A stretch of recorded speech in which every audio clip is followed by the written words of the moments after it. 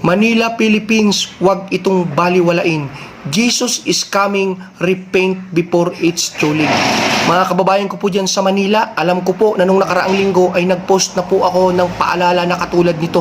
Subalit kagabi po sa pagdulog ko ay ako po ay binubulungan ng Ama at inuutusan na ulitin ko po yung paalala sa Maynila. Sapagkat sinasabi po sa Marcos 1 verse 15, ang takdang panahon ay kumpleto na. Malapit na ang paghahari ng Diyos. Magsisi na kayo sa inyong mga kasalanan at manampalataya sa Ebanghelyo. Mga kababayan ko po, dyan sa Manila, sinasabi po ng Ama na kayo raw po ay sobrang busy sa pagninegosyo, sobrang busy sa paghahanap buhay. Halos wala po kayong time sa Panginoon. Mayroon naman po sa inyo dyan mga simbahan. Nandyan po yung simbahan ng mahal na Panginoong Nazareno, dyan po sa Santa Cruz. Pero yung iba po, dumadaan lang saglit, nagsasign of cross. Ang sabi po ng Panginoon, ng ating Ama, 168 hour yung binibigay sa atin sa loob ng isang linggo para magtrabaho, para magnegosyo. Pero yung isang oras, hindi natin na ibibigay, na ilaalaan sa ating Ama na nagbigay sa atin ng buhay. Lahat po ng mayroon tayo, lahat ng kayamanan na mayroon tayo, ay wala po yan kung hindi dahil sa Panginoong Ama. Kaya mga kapatid, mga kababayan ko, time first muna. Hinga po muna tayong maluwag.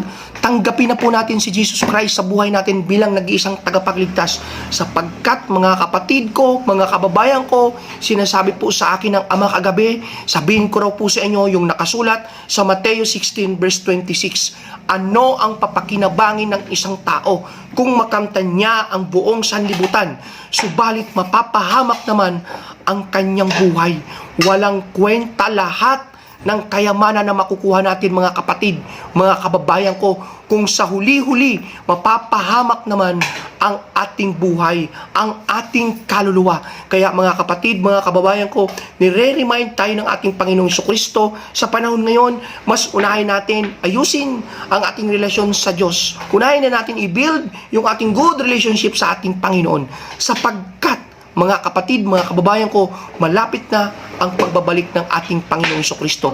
Lahat ng pera, lahat ng kayamanan mo ay hindi kakayang iligtas sa lawa ng apoy sa impyerno.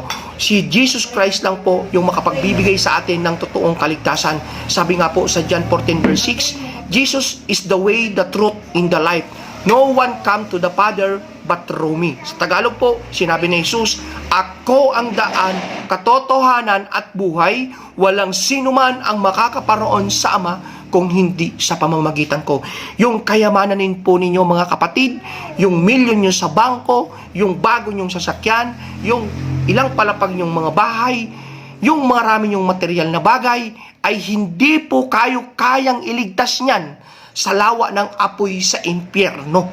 Yan po ay patibong ni Satanas para kayo ay mahulog sa tukso, para mahulog sa impyerno. Sabi nga po, mga kapatid ko, mga kababayan ko, yung taong nagnanais na ng kayamanan ay mahuhulog sa patibong ni Satanas. Kaya mga kapatid ko, sinasabi rin po sa isang talata sa Bible na mas maigi pang makapasok sa butas ng karayom ang isang kamelyo kaysa sa makaakyat sa langit sa kaharian ng Diyos ang isang mayaman. Napakatalinhaga po ng verse na to, mga kapatid. Pinapaalala po sa atin na kahit na ikaw ay dukha, wala kang pera, wala kang kayamanan, subalit ikaw ay mayroong magandang relasyon sa Diyos, maaari kang makapunta sa kaharian ng langit. Subalit kung ikaw ay mayaman, marami kang kayamanan na pera, mas maigi pang makapasok sa butas ng karayom ang isang kamelyo kaysa sa ikaw ay makaakyat sa langit. Amen po, mga kapatid. Pero mga kapatid ko, hindi po lahat ng mayaman na hindi makakapunta sa langit. Sapagkat sa Biblia po, marami pong mga karakter sa Bible na marami pong kayamanan. Mga kapatid, mga kababayan ko, kahit po tayo nasa karangyaan, maraming kayamanan, palagi po natin alalahanin yung nakasulat sa Mateo 6:33. Seek first the kingdom of God and His righteousness, and all these things shall be added unto you.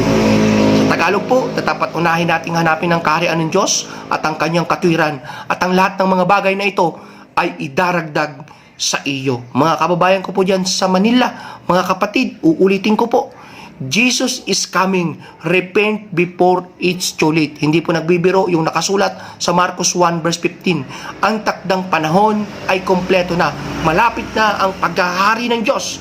Magsisi na kayo sa inyong mga kasalanan at manampalataya sa Ebanghelyo. Mga kapatid, mga kababayan ko, wag po natin itong baliwalain. Don't ignore the message of God to you. Mga kapatid, mga kababayan ko, kung gusto natin makaligtas tayo sa lawa ng apoy sa impyerno at maranasan natin ang buhay na walang hanggan sa kaharian ng Diyos. God be with us, brother and sister.